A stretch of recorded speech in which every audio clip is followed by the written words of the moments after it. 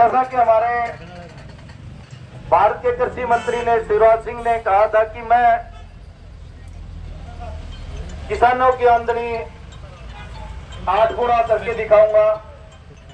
8 गुना करने की बजाय उन्होंने ऐसे कानून पास कर दिए कि जहां हमारी आमदनी आधे से भी कम थी उसमें से भी 10% रह गई है। प्रधान जी, आपको चयन का भी हार्दिक स्वागत अभिनंदन करते हैं। सभी साथियों से गुजारिश है कि पंडाल में आके बैठ जाएं। जितने किसान साथी आप पहुंच रहे हैं उनका हार्दिक स्वागत अभिनंदन करते हैं। हिसाब से इधर की पूरी टीम सेंटर कोच के साथ यहाँ पहुंची, उनका हार्दिक स्वागत अभिनंदन है जी।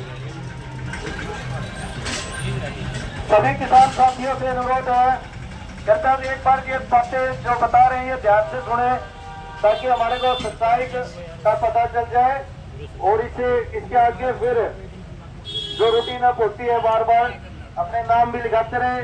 जो भी वक्ता अपना नाम लिखाएगा उसी के हिसाब से यहाँ उसको टाइम दिया जाएगा।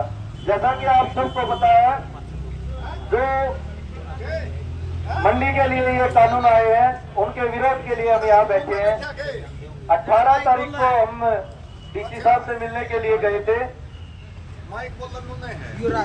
उनके डीसी साहब के नाम ज्ञापन लिख के ऑफिस में पहुंचे। वहां जाने के बाद डीसी साहब ने कहा कि जो ज्ञापन आप लेके आए हो, जो मंडी के कानून बनाए हैं कि जिसके नाम पंजीकरण है और ट्रैक्टर के आगे नंबर, वही आदमी मंडी में आना चाहिए और उसी की फसल की बिक्री होगी। और बिक्री का टाइम भी सुनिश्चित कर दिया गया कि सुबह बिक्री शुरू होगी 8 से शाम के 6 बजे तक। हम सरकार को बताना चाहते हैं कि हमारे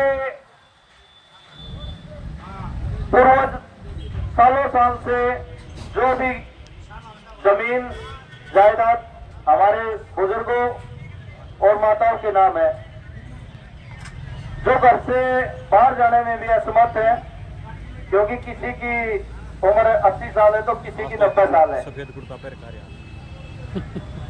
तो उन्होंने ये कानून बना दिए जिसके विरोध में हम आज इकट्ठा हुए हैं। इसके साथ साथ 18 तारीख को डीसी साहब के पास गए थे। उन्होंने बोल दिया कि नहीं, 18 तारीख को हम पहले गए थे,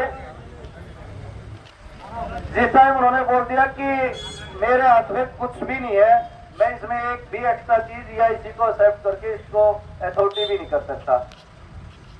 उन्होंने बोला कि आप सीएम साहब के नाम ज्ञापन लिख के यहाँ दे जाओ और हम सीएम साहब के पास इसको भिजवा देंगे, जो आपकी समस्या है उसका समाधान कराने की कोशिश करेंगे।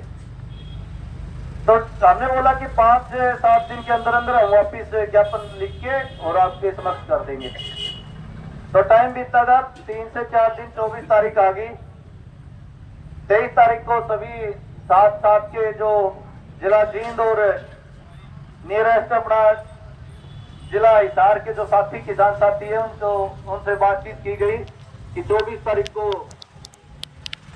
किसान भवन जींद में इकट्ठा होकर जो ज्ञापन लिखा है उसको डीसी साहब को सौंप के आएंगे। सीएम साहब के ज्ञापन, सीएम साहब के नाम जो ज्ञापन था। 24 तारीख को सभी किसान साथी किसान भवन जींद में पहुंच गए। संख्या ज्यादा हो गई थी। उसके साथ साथ जो पुराना बस स्टैंड जींद है वहां भी इतनी संख्या हो गई थी कि हजारों में किसान साथी वहां इकट्ठे हो गए और वहां से रणनीति बनाई कि सभी किसान साथियों से अनुरोध है कि बिल्कुल अनुशासन में चलना है। जो ये सीएम साहब के नाम ज्ञापन है डीसी साहब को सौंप के आना है, डीसी ऑफिस में चलना है। सभी किसान साथियों ने बिल्कुल अनुशासन में रह के डीसी ऑफिस में पहुंचने का काम किया और जिस तरीके से आज हम यहाँ बैठे हैं, ये सालों साल जितने आंदोलन हुए हैं हमारे बुजुर्गों ने बिल्कुल वो अनुशासन में ही किए हैं। कोई हाहुड़दुल्ला नहीं मचाया गया। जितने हमारे किसान साथी थे वो अपनी दिल की आवाज वहां निकाल रहे थे कि हमारे दिल में कितना दर्द है। ये बहरी सरकार हमारे दर्द को सुन ले, कोई कानों में जोड़ रेंग जाए तो हमारा जो ये सीजन है ठीक ठाक निकल जाए और 2 पैसे रोजी रोटी कमाने के लिए हो जाए। इस बीच में जैसे आज मैं माइक पे बोल रहा हूं तो ये आवाज भी डीसी साहब को अच्छी नहीं लगी।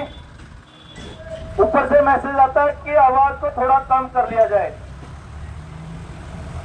हमने उनको बोला कि जो हमें यहाँ ज्ञापन देने के लिए आए हैं, कृपया आप एक बार यहाँ नीचे आके ज्ञापन लेके जाएं, क्योंकि 5, 10, 20 आदमी हो तो डीसी साहब कह सकते हैं कि 4 या 5 आदमी ऊपर आके अपना ज्ञापन दे के जाओ, लेकिन वहां संख्या हजारों में थी।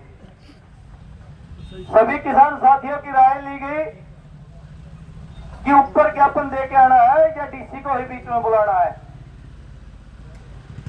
हमारे लिए जितनी सरदारी बैठी है, यहाँ सभी किसान हैं, सभी नेता हैं, अपने अपने हक की लड़ाई लड़ रहे हैं। ये किसी दूसरे के हक की लड़ाई नहीं है। तो ये समझाने की कोशिश भी की गई कि ये जितने सरदारी बैठी सब हमारे लिए क्रांतिकारी किसान नेता है। लेकिन फिर उन्होंने कहा कि अभी मीटिंग चली हुई है। तब भी किसान साथियों ने वहां बिल्कुल अनुशासन में बैठ के अपनी बातचीत जारी रखी और प्रशासन से गुहार भी लगाई। उस दिन गर्मी बहुत ज्यादा थी और कोई भी किसान साथी साथ में पानी लेके नहीं चलता। जब डीसी, एसपी या पुलिस प्रशासन हमारे गांव में आते हैं तो हम उनकी खाने पीने की सारी व्यवस्थाएं करते हैं। हमारे अंदर ये सोच नहीं रहती कि ये प्रशासन वाला किसी को पकड़ने के लिए आया है या तो हम उसको खाने पीने की व्यवस्था ना करेंगे। ये हमारे बुजुर्गों ने हमारे को सिखाया है कि चाहे कोई दुश्मन भी आ जाए उसको भी चाय पानी पिला के भेजना है। तो उसी दौरान किसी भी प्रशासन वाले ने किसानों की सूट नहीं ली और कोई वहां पानी की व्यवस्था भी नहीं कराई।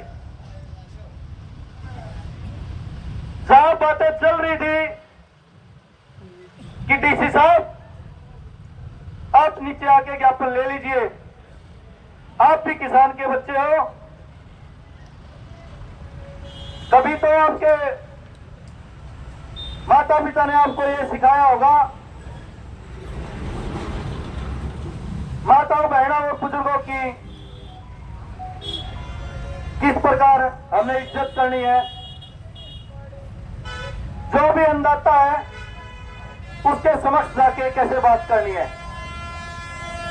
जैसे जैसे टाइम निकलता रहा, लगभग 1.5 से 2 घंटे बीत चुके थे।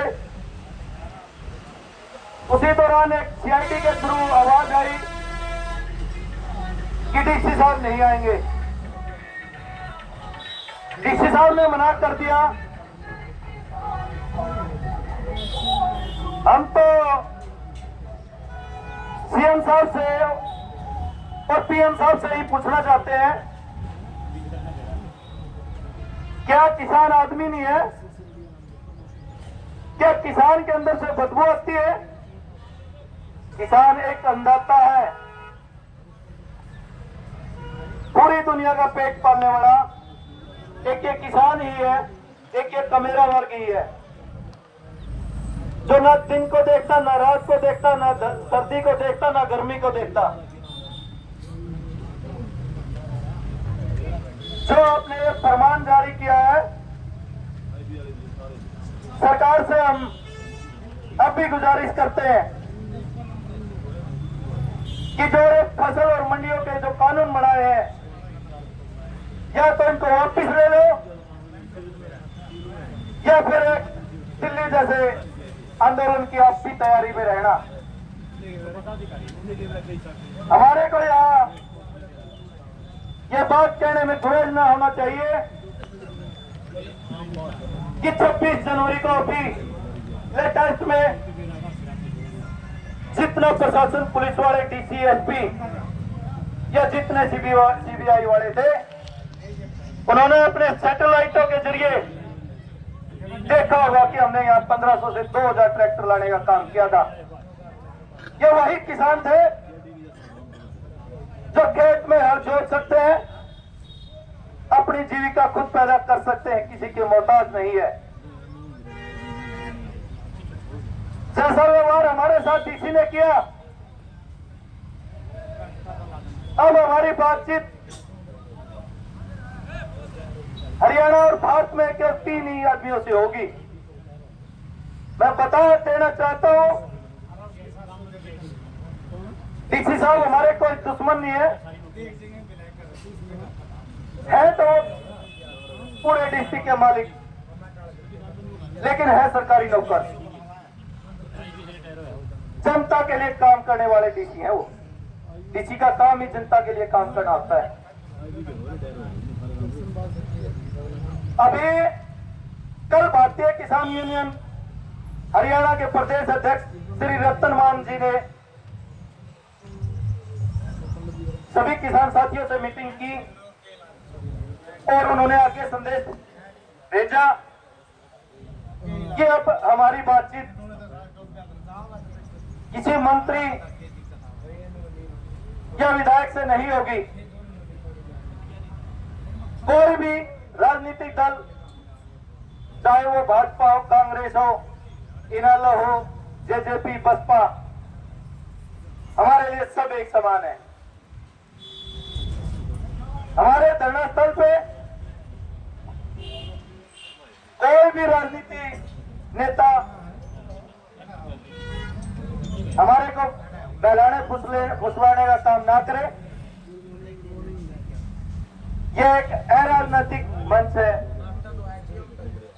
यहाँ ये किसान साथी अपने दिल की आवाज रखने के लिए आए हैं। ये किसी के दुश्मन नहीं है, पूरी दुनिया का पेट पालने वाले किसान हैं। और अंत में मैं